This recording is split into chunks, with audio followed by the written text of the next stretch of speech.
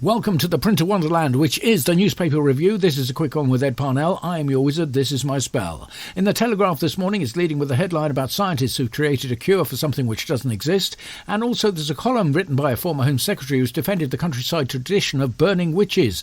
There's also a chance for readers to win 6 gold-embossed hypocritical remarks in a unique Telegraph phone-in competition. The Sun this morning has a story on the cover about Philip Schofield, who's been spotted buying vegetables in a supermarket, and readers have joined in conjecture what perverted use they'd be put to. A lottery winner is also telling his story about how he became a sherbet magnate. The main story, though, is how Birmingham City Council has invested £200 million to tackle local shark attacks. The Star features a 4-page special on how to read really long words. There's a feature on why shapes are called what they are and how Einstein was really good at dead hard sums. In the Mirror highlights an alarming security tale of a Russian fighter jet landing at Gatwick, visiting Iraq and enjoying an expensive all-day breakfast before being seen off by a security guard with a very big hat. Sports news, and Oldham is now the world centre for canaster excellence. In The Guardian, Alison Hammond is there, and she's talking about a harrowing struggle to find an Argos in Stoke.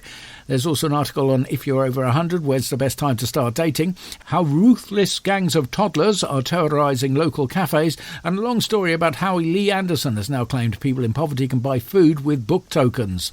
In the Mail this morning is a story about how to motorise your dog, why petunias should be deported for being scroungers, fury over the BBC's strictly sequined budget, and Richard Littlejohn demands the return of the Tudor Ruff. In the Express this morning, it's a huge headline and it's the only one on the front page of the paper. They say it's disgusting that despite the UK leaving the EU, there are still so many restaurants offering European cuisine across the country, and how they should be all shut down and any staff, management or customers should be deported to Afghanistan. The Eye this morning has researched that pollution in British waterways is so bad and anyone, not just an emissary from God, can now literally walk on water, though it's not necessarily something you want on your shoes.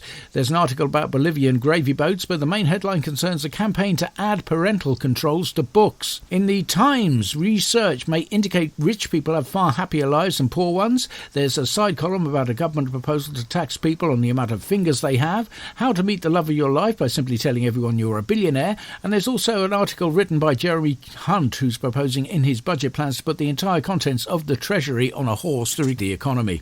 And finally, in the Financial Times, there's chaos at Google this morning as the search engine and tech giant finds out that somebody's broken in overnight and stolen O's off the keyboards. That is your news. That is your papers. Enjoy them if you dare.